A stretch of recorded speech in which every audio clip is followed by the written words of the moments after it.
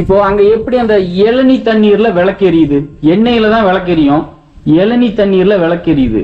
அந்த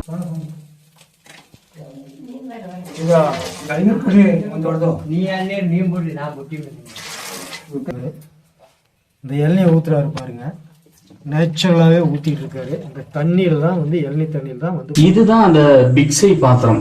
100 பேருக்கு அவங்க வேண்டிய ஒரு பொருளை கொடுத்த பிக்ஸை பாத்திரம். இது யாருக்கு கொடுத்தது?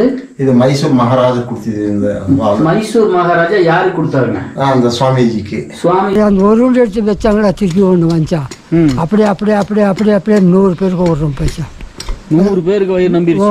ஒரு உருண்டை களியில ஒரு உருண்டை களியில பிச்சை கேட்டு நீங்க வாங்கி கொண்டு வந்து எல்லாருக்கும் போடுறீங்க. எல்லாருக்கும் நாம சாப்பாடு போடுறோம்.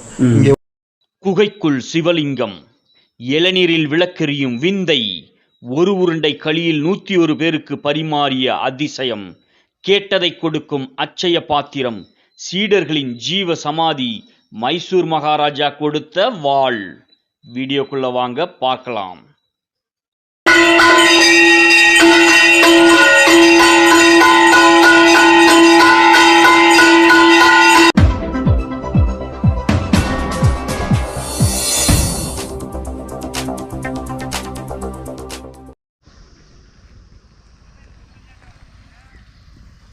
ஒகேனக்கல் நீர்வீழ்ச்சிக்கு நம்ம போயிருந்தோம்ங்க.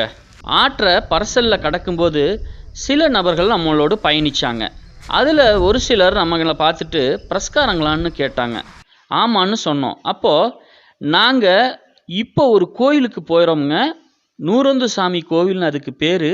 அந்த கோயிலில் இளநீர் தண்ணியில் தான் விளக்கெரியும்னு சொன்னாங்க. இதனோட அதிசயமாக இருக்குன்னு அவங்க கூட நம்ம பயணிக்க ஆரம்பித்தோங்க. உண்மைதாங்க அவங்க சொன்னது. ஒகேனக்கல்ல இருந்து 40 கிலோமீட்டர் அன்செட்டிங்க. அங்கிருந்து நூறொந்து சாமி மலைக்கு 20 கிலோமீட்டர், மொத்தம் 60 கிலோமீட்டர் பயணங்க. இந்த அழகிய வனத்துக்குள்ளார நம்ம பயணிக்கும்போது நம்மளையே அறியாம வாய் ஏதோ முணுமுணுத்துது. என்னன்னு கேட்குறீங்களா? அழகிய வனத்துக்குள் சீறி பாயும் அம்பு போல சாலை, வழிநெடுக வண்ணப்பறவைகளின் சங்கீத பாசைகள், பூவில் தேனெடுக்கும் வண்டுகள், வண்ண மலர்களின் வாசனைகள், காற்றின் இசைக்கு நடனமாடும் செடிகளின் கிளைகளும் இலைகளும், இரத்த நிறமாய் காட்சியளிக்கும் மண், மலை மாடுகளின் அணிவகுப்புகள், மழையை நம்பிய விவசாயம், கொள்ளை அழகை கொள்ளையிட்டோம் கண்களால், வீடு வந்தும் மனம் மட்டும் நின்றது ஏனோ அங்கேயே. என்னங்க ரொம்ப அறுக்கிறனோ? உங்கள் மைண்ட் வாய்ஸை நான் கேட்ச் பண்ணிட்டேன். சரி வாங்க போகலாம். 60 கிலோமீட்டர் பயணங்க. அப்படியே 2 சக்கர வாகனத்திலே வந்து கோயிலை கண்டுபிடிச்சிட்டோம். இந்த மலைக்குள்ளார கண்டுபிடிச்சி வந்து சேர்ந்துட்டோங்க. இதுதாங்க அந்த இடம். அதை நோக்கி தான் நம்ம இப்போ போயிட்டுருக்கோம். பாருங்கள், சுற்றி மரங்கள், சுற்றி மலைகள். இதுக்கு பக்கத்தில் கீழே ஒரு கிணறு இருக்குதாமாங்க. அதில் தான் வந்து குளிக்க போயிருக்காங்க. அந்த தண்ணியை இங்கேருந்து போன நபர்கள் வந்து அசுத்தம் பண்ணியிருக்காங்க. அந்த தண்ணி தான் யூஸ் பண்ணியிருந்திருக்காங்க அதுக்கு முன்னாடி. அதை அசுத்தம் பண்ணதுனால அவங்க என்ன பண்ணியிருக்காங்கன்னா, இளநீரை யாரும் அசுத்தம் பண்ண முடியாது இல்லைங்களா, அது உள்ளே இருக்குது. அதனால் அந்த தண்ணியில் இதில் விளக்கு எரிய வச்சுருக்காங்க. இது தாங்க அந்த கோயில். இப்போ நம்ம அந்த கருவறைக்குள்ளார இருக்கோம். அந்த கோயிலுக்குள்ளார அங்கே உள்ள சிவலிங்கம், அந்த விளக்கை நம்ம இப்போ பார்த்துட்ருக்கோம். பாறை குகைக்குள்ளே இருக்குங்க. இதுதாங்க அந்த விளக்கு. அதில் பாருங்கள், இளநீர் தண்ணி தெரியுதுங்களா? இதுதாங்க இளநீர் தண்ணியில் இந்த விளக்கு எரிஞ்சிட்டு இருக்கு.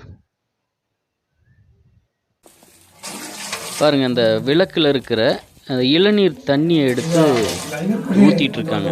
ஏன்னா இங்கே வந்து இப்போ புதுசாக இளநீரோட பக்தர்கள் வந்திருக்காங்க. அவங்க கொடுக்குற ஒரு இளநீரில் இருக்கிற தண்ணியை இதில் மறுபடியும் ஊற்றுறதுக்காக அந்த கோயிலினோட பூசாரி வந்து அந்த புது இளநீர் தண்ணி ஊற்றுறதுக்காக இப்போது அதெல்லாம் கிளியர் பண்ணி விட்டுருக்காங்க. பாருங்கள், அந்த விளக்கிலிருந்து எடுக்கப்பட்ட இளநீர் தண்ணி பாருங்கள், சுத்தமான இளநீர் தண்ணி. இதை நம்ம கண்ணு முன்னாடியே அவர் எடுத்து நமக்கு காமிச்சார். பாருங்கள், இப்போது நம்ம புதுசாக ஒரு இளநியை எடுத்து எங்களுக்கு ஊற்றி காமிங்க அப்படின்னு சொல்லி நம்ம அந்த பூசாரிக்கிட்ட கேட்கும்போது அங்கே வந்திருக்கிறவங்கிட்ட இருந்து ஒரு இளநியை வாங்கி நம்ம கண்ணு முன்னாடியே அவர் அதை ஊற்றி காமிச்சாருங்க. பாருங்கள், நீங்களே பாருங்கள், முழுசும் இளநீர் தண்ணி தாங்க.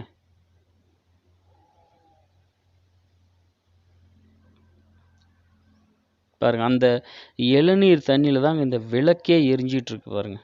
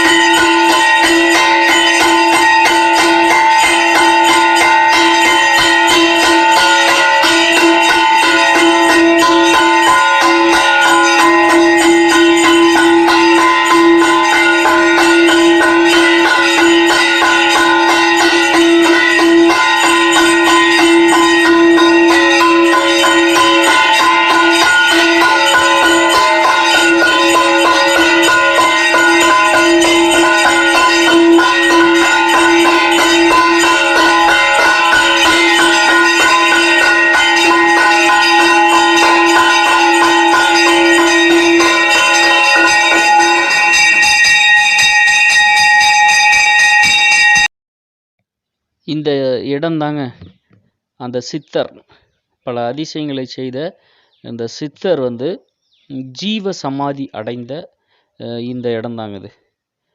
அவர் மட்டும் இல்லை, அவரோட சீடர்களும் இங்கே ஒவ்வொருவராக ஜீவ சமாதி அடைஞ்சிருக்காங்க. அந்த இடத்த தான் நம்ம இப்போது பார்த்துட்ருக்கோம். பாருங்கள், இதுதான் அந்த சித்தர் ஜீவ சமாதி அடைஞ்ச இடம். இதுதான் அவரோட சமாதிங்க. இதுதாங்க அந்த சித்தர் கூட இருந்த அவரோட சீடர்களோட ஒவ்வொருடைய ஜீவ சமாதி. இது உயிர் ஜீவ சமாதின்னா தெரியலைங்களா, உயிரோட மண்ணில் புதைக்கப்படுவாங்க தியான நிலையில். அது போன்று தான் இவங்க எல்லாமே ஒவ்வொரு இதுவுமே, இந்த லிங்கம் இருக்கிறது ஒவ்வொன்றுமே அவரோட சீடர்களோட ஜீவ சமாதிங்க. இளநீர் கோயில் பாருங்க. அந்த இளநீர் கோயில் அப்படின்னு எதுக்கு இளநீர் கோயில்னு சொல்றாங்க? அது இல்லாம 101 சுவாமிஜின்னு சொல்றாங்க. அந்த காலத்துல இளநீர்ல குடி தண்ணி நான் யூஸ் பண்ணி விளக்கு ஏற்றுவாங்க. அது மத்தியான காலத்துல வந்தவரெல்லாம் பக்தாதியோட கலீஜ் பண்ணிட்டாங்க. அந்த கலீஜ் பண்ணிட்டு கோகனட் இளநீர் அப்படி போட்டாங்க. அங்கே ஒரு ಸಾಧನೆ ಸಂದಿಟ್ಟಾங்க. ಏಕೋತ್ತರ ಶತಸ್ಥಳನ ஒரு சாதனை. ஏக்கந்திரே 1 சதாந்திரே 100 101 சாதனை செஞ்சுட்டாங்க. 100 அங்கே. இது ஒரு ஜீவ சமாதி. இது ஜீவ சமாதி. அடுத்தவங்க சிஷ்யந்திரிங்க. இதெல்லாம் ஒரு சித்தர், ஒவ்வொருத்தரும் சித்தருங்க. இப்ப இந்த சிவன் இருக்கிறது பூராமே சித்தருங்க. இவர் பேர் என்ன? இவர் ಹೆಸರು பேரு நிஜகுண சிவயோகி. என்னங்க? நிஜகுண சிவயோகி. இப்போ அங்க எப்படி அந்த இளநீ தண்ணீர்ல விளக்கெரியுது? எண்ணெயில தான் விளக்கெரியும், இளநீ தண்ணீர்ல விளக்கெரியுது. அந்த காலத்துல குடி தண்ணி நான் யூஸ் பண்ணி விளக்கேற்றுவாங்க. அந்த காலத்துல குடி தண்ணீர்லயா? அந்த காலத்துல எந்த இது ஒண்ணும் இல்ல. இப்ப மத்திய காலத்துல வந்தவரெல்லாம் அந்த தண்ணின கலீஜ் பண்ணிட்டாங்க. அந்த தண்ணிய கலீஜ் பண்ணிட்டாங்க. ஆமேல கோகனட் அது யாரும் கையில் தொட மாட்டோம். இளநீ தண்ணினா இளநீ யாரும் தொட மாட்டாங்க, சுத்தமா இருக்கும். அதை உடைச்சி ஊத்தி எரியுது. பின்னாடி ஆசிரமம்னா எத்தனை பேர் வந்தாலும் டெய்லி சாப்பாடு இருக்குதுங்க. இங்க டெய்லி சாப்பாடு இருக்குதுங்க. ನಾವು ஒரு இடத்துல பிக்ஷா பண்ணி எடுத்துட்டு வந்தவர் மக்களுக்கு, அதாவது ஒவ்வொருத்தருக்கிட்டையுமே யாசகம் கேட்டு பிச்சை கேட்டு நீங்க வாங்கி கொண்டு வந்து எல்லாருக்கும் போடுறீங்க. எல்லாருக்கும் ನಾವು சாப்பாடு போடுறோம். இங்க ஒரு 20% வச்சிருக்கிறோம். ಕೆಲವರಿಗೆ அப்பா இருக்குது, அம்மா இல்ல, அம்மா இருக்குது, அப்பா இல்ல. அந்த அனாதை பசங்க இருக்கிறாங்க. அனாதை பசங்க எல்லாம் இங்க இருக்காங்களா? நான் அவருக்கெல்லாம் நான் 2 தடவை சாப்பாடு போடுறோம். சரி. ஒரு தடவை ஸ்கூல்ல சாப்பாடு போடுறோம். ஒரு தடவை ஸ்கூல்ல போடுறாங்க, கவர்மெண்ட்ல போடுறாங்க. 2 வேளை இந்த ஆசிரமத்தின் மூலமாக நீங்க போடுறீங்க. நானே போடுறாங்க. பின்னாடி ஒரு கெஸ்ட் ஹவுஸ் கட்டணும். திடீர்னு ஒரு 100 பேர் வந்தாலும் தங்குறதுக்கு ஒரு சேவை செஞ்சதுக்கு ஆரம்பிச்சிருக்கிறோம், வேலை நடக்கிறது. சரி, இந்த இடத்தினோட அட்ரஸ் எப்படி தெரிஞ்சுக்கிறது? ಅಡ್ರೆಸ್ ಬೆಂಗಳೂರು ಹೊಸೂರು ಡೆಂಕಣಿಕೋಟೆ ಅಂಚೆಟ್ಟಿ அன்செட்டியிலிருந்து இந்த இடத்து பேரு 101 சாமி மலை. 101 சாமி மலை. அன்செட்டியிலிருந்து எத்தனை கிலோமீட்டர் இது? இங்க 20 கிலோமீட்டர் இருக்குங்க. 20 கிலோமீட்டர். ஆமாங்க. இதே ஒகேனக்கல்ல இருந்து வந்தா எத்தனை கிலோமீட்டர்? ஒகேனக்கல்லிಂದ வந்தா அன்செட்டிக்கு 60 கிலோமீட்டர். 60 40 இங்க 20 60 கிலோமீட்டர். 60 கிலோமீட்டர். ஒகேனக்கல்ல இருந்து இந்த அன்செட்டிக்கு வந்து 40. இங்க அங்க இருந்து இந்த 101 சாமி கோயிலுக்கு வர்றதுக்கு 20 கிலோமீட்டர். யார் வந்தாலும் கூகுள் போட்டிக்கணும்னா 101 சாமி டெம்பிள்னா அதே கூகுள் வருதுங்க. கூகுள்ல வந்துரும். நான் பேரு நாகராஜுங்க. எங்க செல் நம்பர் 9488750266. இந்த நம்பருக்கு எத்தனை பேர் கால் பண்ணாலும் சாப்பாடு இருக்குதுங்க. நானே பூஜை செய்யறோம். எத்தனை பேர் வந்தாலும் அன்னதானம். இப்போ நமக்கு அந்த கோயில் இருக்குங்களா, எல்நீர் கோயில்ல வந்து ஒரு விஷயம் சொன்னாங்க. அங்க வந்து ஒரு 101 பேர் வந்துட்டாங்க. ஆமா, அது 101 பேருன்னா இங்க இப்ப பக்கத்திலே மலை மாதேஸ்வரி இருக்கிறேன் பாரு, கேட்டிருக்கீங்க. அந்த மலை இப்ப பொண்ணில் நான் பேசுறோம். அப்ப எங்க இருக்கிறோம், என்ன வேலை செஞ்சிருக்கிறோம், இப்ப அப்ப பேசுறோம்.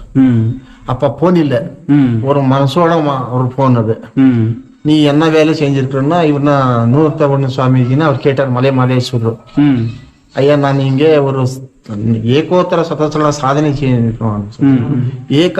ಏಕೋತ್ತರ ಸತಸ್ಥಳ ಸಾಧನೆಯನ್ನ ಏಕಂದ್ರೆ 1 சதாந்திரி 100 நான் சாதனை சொல்லிட்டாங்க.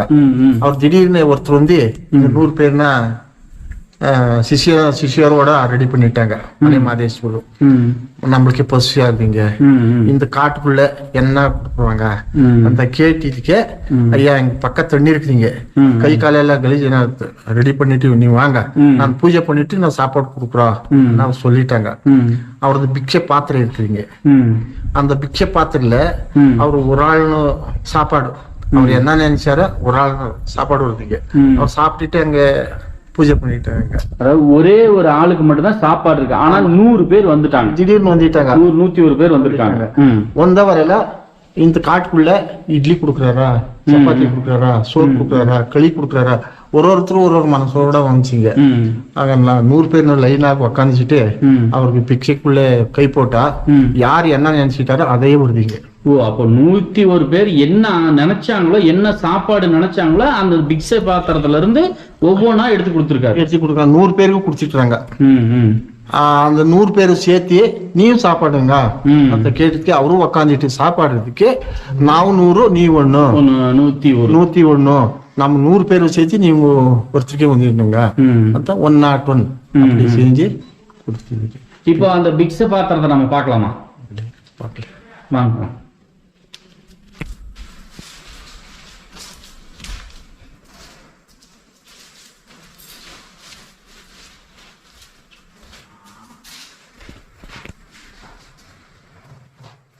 இது வந்து இவருடைய உருவ சிலைங்களா? சாமிஜின்னா அந்த காலத்துல சுவாலிகள் இருந்துச்சுங்க, கை வர்றவங்க அதனால ஒரு கம்ப்ளீட் போட்டு கொஞ்சம் ரூபம்ச்சுங்க. இவர் தான் 101 சாமி. சரிங்க. இந்த ஆசிரம கட்டி ஒரு 500 வருஷம் கழுதுங்க. இந்த ஆசிரமம் அவருக்கு அடுத்தவங்க சிஷியாந்திருந்தாங்களா? இவங்க எல்லாமே சிஷியர்கள். சிஷியாந்திரம் உட்காந்துட்டு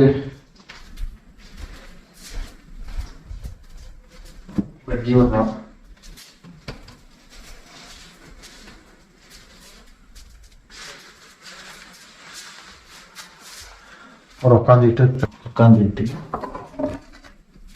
இப்படி கை போட்டுட்டு தியானம் பண்ணிட்டு பிரவசம்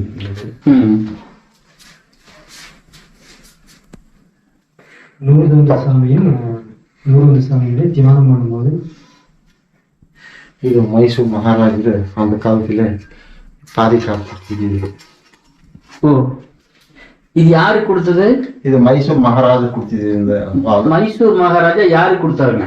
அந்த சுவாமிஜிக்கு இந்த வால் கொடுத்துருக்காங்க.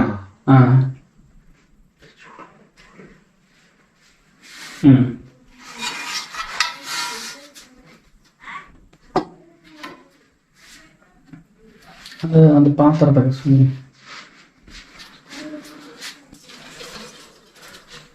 இதுதான் அவரும் பிக்ஷா செஞ்சது பாத்திரம் இங்கே. இந்த பாத்திரத்துலதான் 100 பேர் 101 பேருக்கு அவங்க ஆசைப்பட்ட உணவை இவங்க இங்கதான் இதுல இருந்து தான் கொடுத்துருக்காங்க.